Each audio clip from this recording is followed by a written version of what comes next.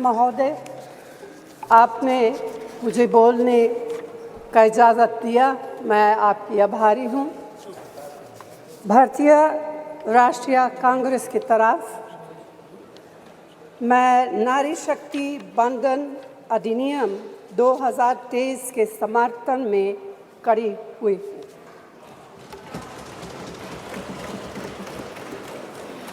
धुएं से भरी हुई रसोई से लेकर रोशनी से जगमगाती हुई स्टेडियम तक भारत की स्त्री का सफ़र बहुत लंबा है, लेकिन आखिरकार उसने मंजिल को छू लिया है। उसने जन्म दिया, उसने परिवार चलाया, उसने पुरुषों के बीच तेज दौड़ लगाई और असीम धीरज के साथ अक्सर खुद को हारते हुए लेकिन आखिरी बाजी में जीतते हुए देखा। भारत की स्त्री के हृदय में महासागर जैसा धीरज है। उसने खुद के साथ हुई बेईमानी की शिकायत नहीं की और सिर्फ अपने फ़ायदे के बारे में कभी नहीं सोचा।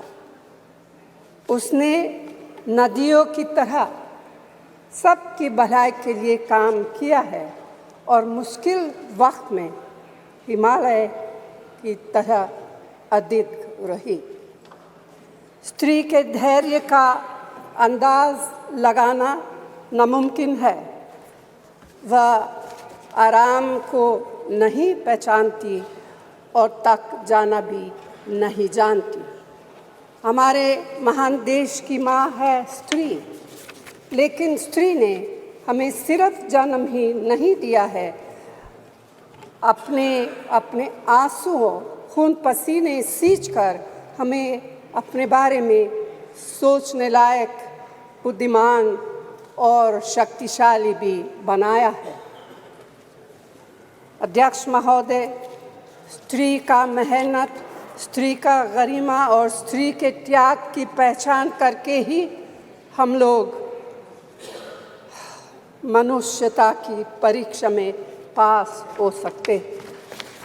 आज़ादी की लड़ाई और नए भारत के निर्माण के हर मोर्चे पर स्त्री पुरुष के साथ कंधे से कंधा मिलाकर लड़ी है।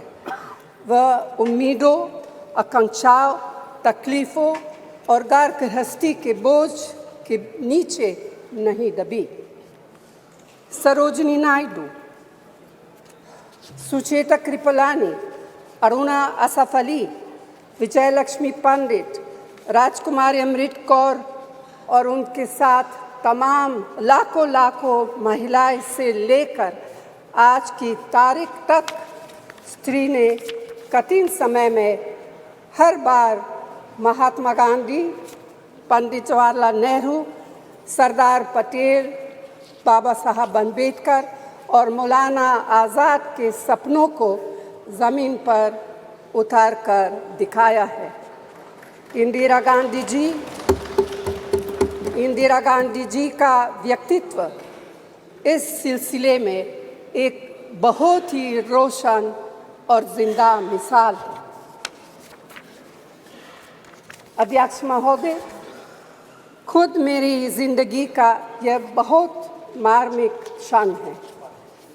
पहली दफ़ा स्थानीय निकायों में स्त्री की भागीदारी तय करने वाला संविधान संशोधन मेरे जीवन साथी राजीव गांधी जी ही लाए थे। उन्होंने लाए थे जो राज्यसभा में 7 वोटों से गिर गया था। बाद में प्रधानमंत्री पीवी नरसिम्हा राव जी के नेतृत्व में कांग्रेस सरकार ने ही उसे पारित कराया। आज उसी का नतीजा है कि देश भर के स्थानीय निकायों के जरिए हमारे पास 15 लाख चुनी हुई महिला नेता है। राजीव गांधी जी का सपना अभी तक आधा ही पूरा हुआ है। इस बिल के पारित होने के साथ ही वह पूरा होगा। अध्यक्ष महोदय, कांग्रेस पार्टी इस बिल का समर्थन करती है। हमें इस बिल के पास होने से खुशी है, मगर इसके साथ साथ एक चिंता भी है। मैं एक सवाल पूछना चाहती हूँ। पिछले 13 वर्षों से भारतीय स्त्रियां अपनी राजनीतिक जिम्मेदारी का इंतज़ार कर रही हैं और अब उन्हें कुछ वर्ष और इंतज़ार करने के लिए कहा जा रहा है। कितने वर्ष? 2 वर्ष, 4 वर्ष, 6 वर्ष, 8 वर्ष? क्या भारत की स्त्रियों के साथ बर्ताव उचित है? भारतीय राष्ट्रीय कांग्रेस की मांग है कि यह बिल फौरन अमल में लाया जाए, लेकिन इसके साथ ही कास्ट सेंसस कराकर शेड्यूल ट्राइब, ओबीसीज की महिलाओं के आरक्षण की व्यवस्था की भी जाए। सरकार को इसे साकार करने के लिए भी जो कदम उठाने की ज़रूरत है वह उठाने ही चाहिए। अध्यक्ष महोदय, स्त्रियों के योगदान की स्वीकार करने और उसके प्रति आभार व्यक्त करना का यह सबसे उचित समय। इस बिल को लागू करने में और देरी करना भारत की स्त्रियों के साथ घोर नाइंसाफ़ी है। भारतीय राष्ट्रीय कांग्रेस की तरफ से मैं आपके द्वारा सरकार से मांग करती हूँ कि नारी शक्ति बंधन अधिनियम 2023 को उसके रास्ते की सारी रुकावटों को दूर करते हुए जल्दी से जल्दी लागू किया जाए।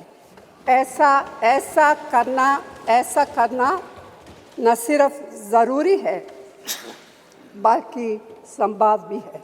धन्यवाद।